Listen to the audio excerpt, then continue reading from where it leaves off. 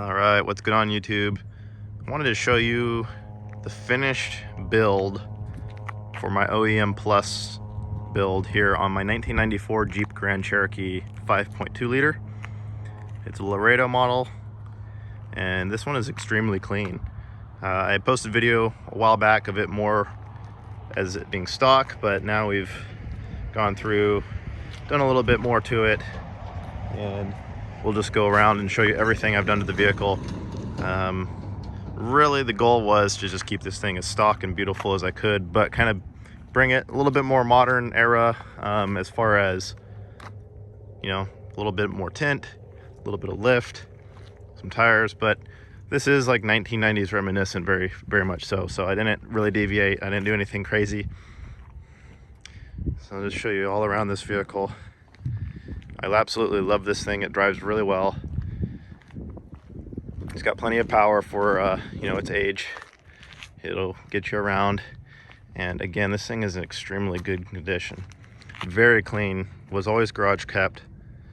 Just over 100,000 miles now. I purchased it at 74,000, and have gone through several things to get it to this point, but I would say it's 100%. So we'll start from the outside. So if you can see how good the paint is, that's original paint. I have paint corrected it and ceramic coated it.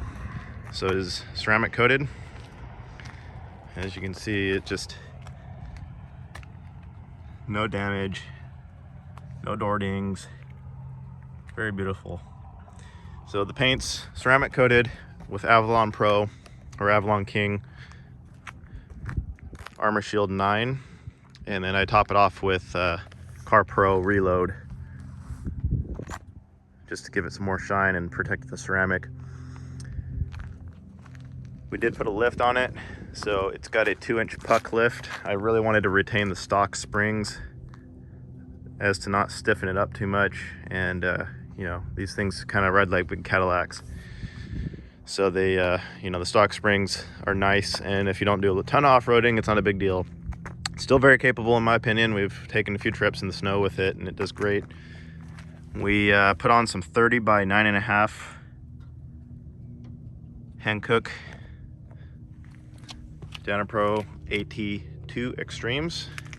These are very nice all-terrains for the price. I've had nothing but good with them. They have good traction, they're very quiet. In the rain, you can mash on this thing and it won't spin out or anything.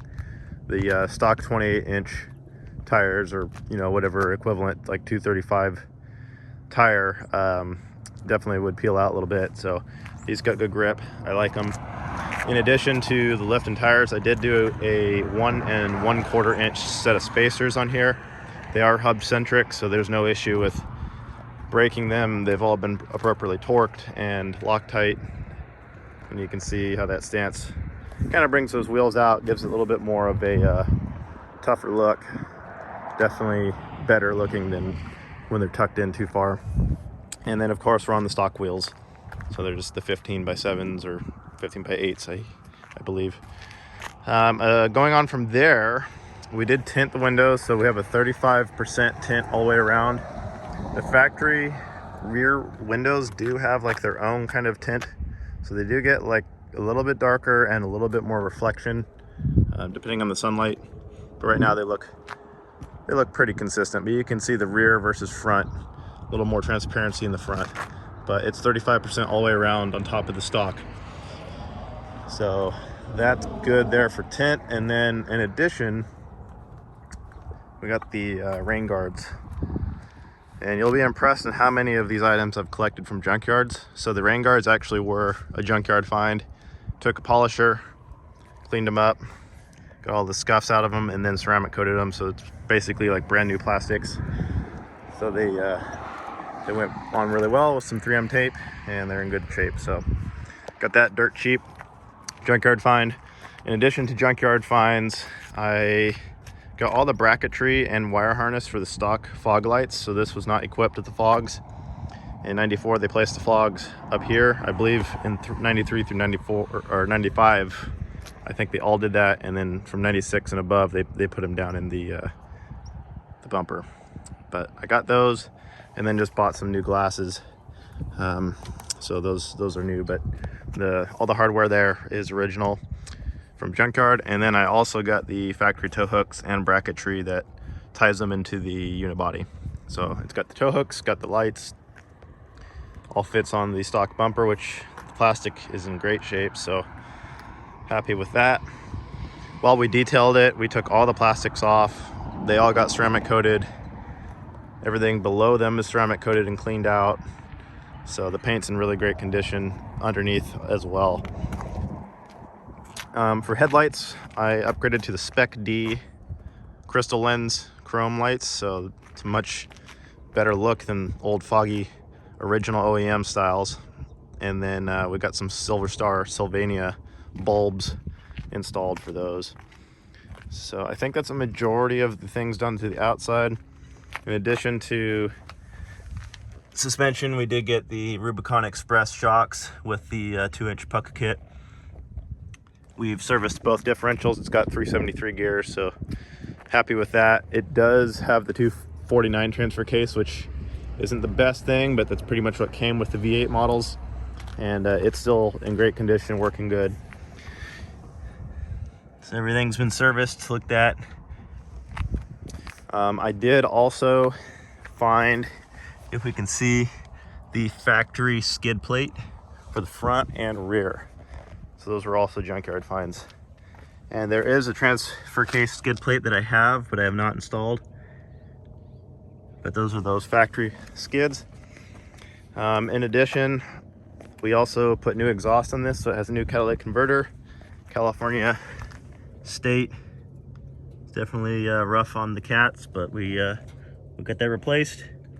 Flowmaster Delta 40 series muffler and 2.5 inch or 2.25 inch exhaust to the rear. Actually, it might be 2.5. And then we just tossed a little tip on there, kind of reminiscent of the 5.9 models in '98. So I think that kind of cleans up the look, and it still fits really well. So sounds nice, runs good. So that's the outside. Again, move into the inside, nothing but cleanliness. It's a very clean rig, perfect condition.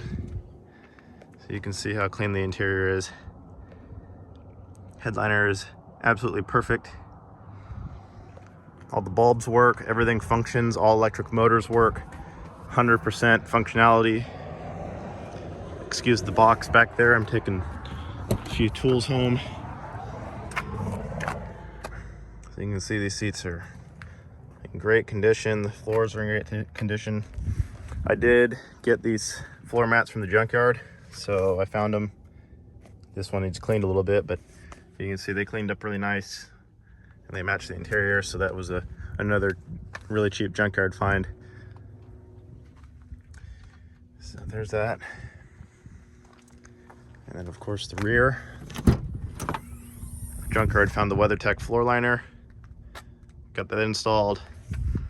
We still have the original cargo cover. Of course my spare is out right now because I need to get a 30-inch fitted on it to match the other 4. Because you're not going to be having a good time if you drive a 249 transfer case on 2 different size tires. You're going to likely break it. So we did do some audio in this. As you know, I am pretty into doing audio and I enjoy having good sounding stereos, so I just built this enclosure, custom sealed enclosure. I built it out of fiberglass and wood, and then we got an Infinity reference shallow 12 in there, and it sounds really nice. It really well complements the rest of the stereo. So I'll go ahead and show you the rest of it. The reason why I chose Infinity as a brand was because back in the day, that was the brand that Jeep was using on their premium sound systems. So it's got Infinity reference coaxials in the rear and components in the front. So underneath that grill would be the tweeters. So I have the tweeters installed in the factory locations, and then the mids and the doors, and it's really a good sound, and very happy with that. Everything is being driven on the NVX 5 channel here. I don't remember the specific model number on this guy. It looks like it's a VAD 1105. So that's what it says on the side. And so this drives all the mids and highs and the subwoofer all in one package. Fits right under the seat really nicely, so we're happy with that.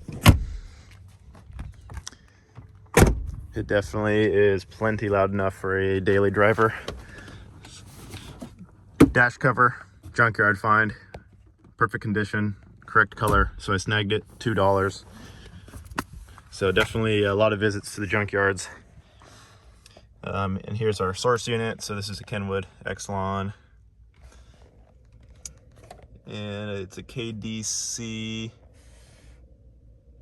X304, and it's got all the outputs needed for the amplifier and whatnot. Lots of adjustments. All right, so the last area will be under the hood, and I mentioned earlier this is the 5.2 V8. So here she is in all her glory, running really strong still. This V8 is been pretty dependable for me. I've only had a small issue or two. We can talk about the maintenance I did in a moment. As far as performance under the hood, not a whole lot going on. I mean, I talked about the exhaust. I've done all the oil changes and maintenance on everything, new coolants, the whole 9 yards. I do run zinc additive in the oil for the push rod. You know, these old push rod engines, they definitely don't mind a little zinc. But I did junkyard find this K&N intake. These go for almost $400 new. I snagged this for $17 at the junkyard. Put a new filter element on it, and here we are. So that was a huge score at the junkyard. So definitely worth going out, getting your junkyard finds. I don't know what this necessarily did for the truck, but it does sound nice, and I like having it, so don't mind the old K&N. And then of course we got, you know, the wire for the subwoofer. I'll probably put that in some wire loom and make it look a little more clean, but time being, here we are. Probably want to do a battery soon, but I would say it overall is in good shape here. AC works good, so we're happy with that. So that is under hood. As you can see, this is just so clean. Everything about this rig is very clean inside and out, so very happy with this one. So there's your look at it. The maintenance I did since I got it at around 74,000 was all new brakes all the way around. The rear are drums, which is unfortunate. It was only on the limiteds you could get disc brake in 1994. In 1995, then it became standard, but we have that. And then fronts are obviously brand new. We did do new axles on it. The axle boots for the front CV joints were bad, so it's got new axles put in. And then we also did a new radiator because it was leaking. And then it did have a problem at one point with the thermostat sensing, the little sending unit.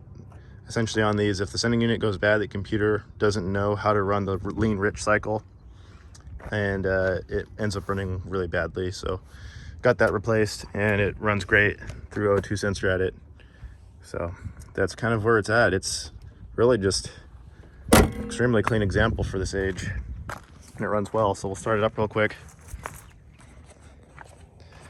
and land the video there. So there you go. And the stereo's going to kick on and try to do Bluetooth. Okay, I think we got it turned off. So anyway,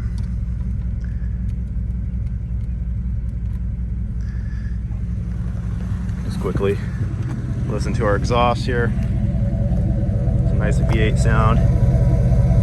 I got a video posted of it getting revved up, so if you want to go see that, I'm not going to rev it up right now, but anyway, there we are.